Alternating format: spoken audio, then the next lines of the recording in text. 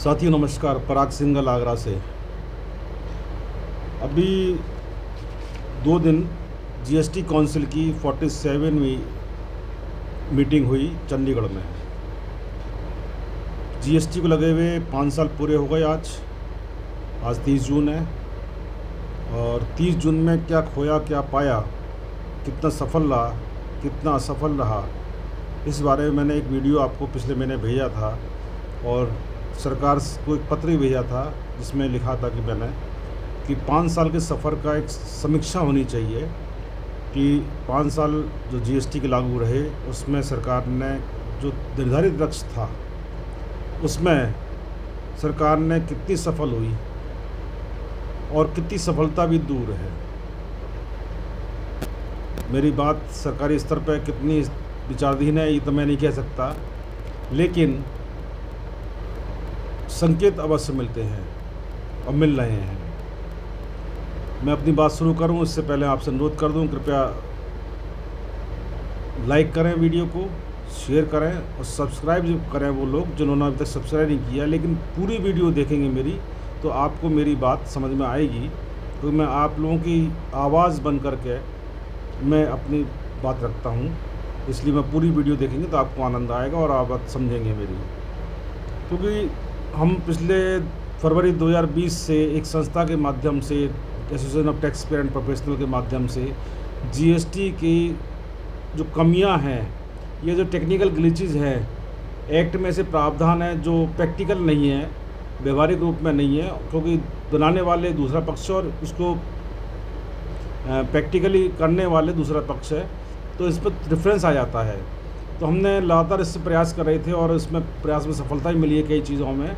हमने पिछले 12 अगस्त को माननीय वित्त राज्य मंत्री हैं पंकज चौधरी साहब से दिल्ली मुलाकात करी थी और ये मांग करी थी कि मंथली रिटर्न जीएसटी 3B को रिवाइज़ करने का ऑप्शन प्रारंभ किया जाए। हमें बड़ी खुशी है कि इस बैठक में 3B को रिवाइज़ करने के लिए विचार आया है और कौंसिल ने कहा है कि हम इसमें जो भागीदारी हैं, टैक्स पेयर्स हैं, टैक्स प्रोफेशनल्स हैं, उनसे राय मांगेंगे।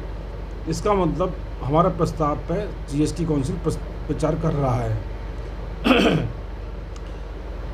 हमने एक और प्रस्ताव रखा था कि सेक्शन 29 में रजिस्ट्रेशन कैंसिल किया जाता और सेक्शन 30 के अंदर रिवोकेशन की व्यवस्था है। अभी तक रिवोकेशन में ऐसा होता था कि कैंसिल होने के बाद में 90 डेज़ के अंदर उसको रिवोकेशन की अपनी देनी होती थी और किसी परिस्थितिवश टैक्स जमा नहीं कर पाया, रिटर्न दाखिल नहीं कर पाया तो टैक्स उसका रजिस्ट्रेशन कैंसिल कर दिया था डिपार्टमेंट द्वारा। तो हमने ये कहा था कि मान लीजिए कोई व्यापारी किसी भी परिस्थिति के कारण रिटर्न जमा नहीं कर पाया, टैक्स जमा नहीं कर पाया, विभाग ने उसका रजिस्ट्रेशन कैंसिल कर दिया, लेकिन 4 महीने 5 महीने बाद जब वो इस पोजीशन में आया कि वो व्यापार दोबारा प्रारंभ कर सके और सरकार को नियमित टैक्स जमा कर सके और रिटर्न जमा कर सके, तो उसके लिए एक ऑटो पॉपुलेटेड एक व्यवस्था होनी चाहिए पोर्टल पर कि उसको रिवोकेशन कराने के लिए एक पोर्टल पे व्यवस्था हो जिसमें क्लिक करे वो और जो निर्धारित फीस है वो उसको जमा कर दे।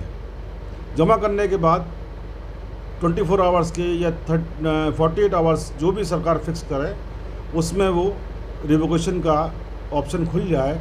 खुलने के बाद में जो पेंडिंग रिटर्न्स हैं, जो ड्यूज़ हैं टैक्सेशन की, टैक्सेस जितने भी ड्यू था उसका विद ब्याज विद इंटरेस्ट एवं लेट फीस जो भी निर्धारित की जाए मिनिमम में है, वो करने के बाद में वो जो सबमिट कर दे। सबमिट करने के बाद में सरकार उसको 48 आवर्स में या 72 आवर्स में उसका नंबर जो जीएसटी नंबर है वो उसको रिवोकेट कर दे, जिससे व्यापार चलता रहे और सरकार को नियमित रूप से टैक्स मिलता रहे। तो सरकार ने इस पर विचार किया है और सरकार ने जो अभी काउंसिल में जो आया है नियम 24A में संशोधन करने का निर्णय लिया है और प्रस्तावित किया है। अब उसमें क्या आता है अभी हम देखते हैं उसको। और इसके अलावा जो सेक्शन 54 और 55 के तहत आवेदक द्वारा रिफंड का दावा दाखिल करने के साथ साथ धारा 73 के तहत गलत रिफंड के संबंध में मांग व आदेश उचित अधिकारी द्वारा जारी करने की सीमा अवधि की गणना 1 मार्च 2020 से 28 फरवरी 2022 तक की समय अवधि में शामिल नहीं किया जाएगा। इसके अलावा वित्तीय वर्ष 2017-18 के ये धारा 73 के तहत वार्षिक रिटर्न की देय तिथि से जुड़ी अन्य मांगों के संबंध में आदेश जारी करने की सीमा 30 सितंबर 2023 तक बढ़ा दी गई है। हमें विश्वास है इसमें कोई ना कोई राहत जरूर अवश्य मिलेगी। एक चीज़ और बहुत प्रॉब्लम्स आ रही हैं कि जो नया व्यापारी रजिस्ट्रेशन कराकर व्यापार करना चाहता है तो प्रारंभ से ही उसको ऑब्जेक्शंस का बहुत ही सामना करना पड़ता है। ऑब्जेक्शंस भी ऐसे हैं जो मैंने पिछली बार भेजा था कि सरप्राइजिंग ऑब्जेक्शंस, उसके बारे में सरकार ने विचार कर रही है और वेरिफिकेशन की नई व्यवस्था लाने पर तैयारी कर रही है। और इसके लिए ग्रुप ऑफ मिनिस्टर्स का एक गठन किया जा रहा है और वो अपनी संस्तुति देगा। ये भी बहुत ही सकारात्मक कदम है सरकार का। और सबसे दुखद बात ये रही है कि GSTR 4 पर सरकार ने आधा अधूरा निर्णय लिया है। जैसी उम्मीद की जा रही थी GSTR 4 के ऊपर कि बहुत बड़ी राहत मिलेगी, लेकिन हमें निराशा है, हमें दुख है कि सरकार GST काउंसिल ने सरकार को ऐसी कोई रिकमेंडेशन नहीं दी। बस ये कह दिया कि 21-22 का रिटर्न जो बजट 20 में आपको ध्यान होगा कि 30 अप्रैल 2000 फिक्स करी थी लास्ट डेट, लेकिन उसमें राहत दी थी नोटिफिकेशन नंबर 7 के द्वारा 30 जून के लिए। उसकी लास्ट डेट उन्होंने बढ़ा दी है, 28 जुलाई कर दी है। और इसके अलावा 19-20 का जो रिटर्न दाखिल नहीं हुआ है उस पर 10,000 की पेनल्टी लग रही है, उस पर कोई भी चर्चा नहीं हुई है। और लेकिन नेगेटिव लायबिलिटीज़ जो शो हो रही है उस पर GSTN को इंस्ट्रक्शंस देने के लिए निर्णय किया गया है और इस गलती को सुधारने के लिए कहा गया है। लेकिन मैं निराशा ही व्यक्त करूंगा आप लोगों की ओर से कि GSTR 4 के ऊपर जो हम एमनेस्टी की मांग कर रहे थे वो नहीं आई है, अभी वो आनी चाहिए थी। और आपको ध्यान होगा कि बजट 22 का जो 22 एक्ट है, बजट वित्तीय अधिनियम 2022 का सेक्शन 110, 111 द्वारा एक संशोधन किया गया था, लेकिन उसको पुनः संशोधन कर दिया गया है कि जो ITC एबल तो कर लिया है लेकिन यूटिलाइज़ नहीं करी है तो उसमें कोई ब्याज की देयता नहीं होगी। ये सेक्शन 53 सबसेक्शन 3 के अंदर व्यवस्था थी। लेकिन अगर आपने यूटिलाइज़ कर लिया है ITC को तो उस पर ब्याज की देयता बनी रहेगी। साथियों, मेरे पे परसों से कई साथियों को फ़ोन आ रहे थे कि आप अपने व्यूज़ दें। चूँकि रिपोर्ट जो प्रेस रिलीज़ कल आई है तो बिना किसी ऑथेंटिसिटी के अपने व्यूज़ देना मैं उसको ठीक नहीं समझता हूँ।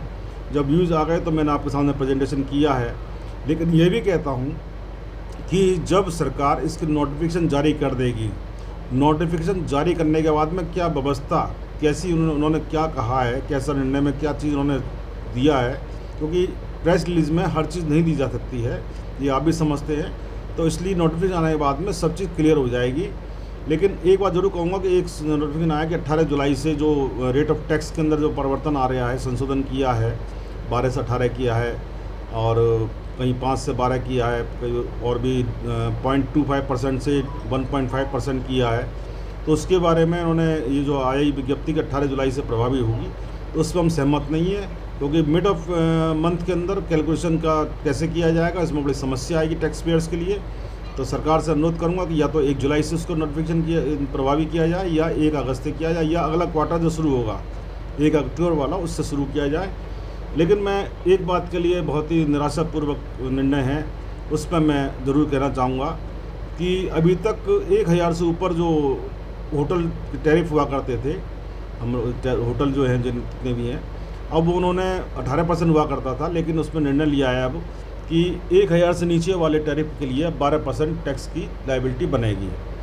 ये निर्णय बहुत ही घातक कहूँगा मैं, मेरे विचार से घातक इसलिए है क्योंकि 2020-2021 में होटल्स जो इंडस्ट्री है उसके लिए बहुत ही ज़्यादा चिंता का विषय रहा और बहुत ज़्यादा मतलब एक टेंशन वाला रहा कि टूरिस्ट नहीं आया, और फॉरेनर टूरिस्ट तो आज भी नहीं आ पा रहा है।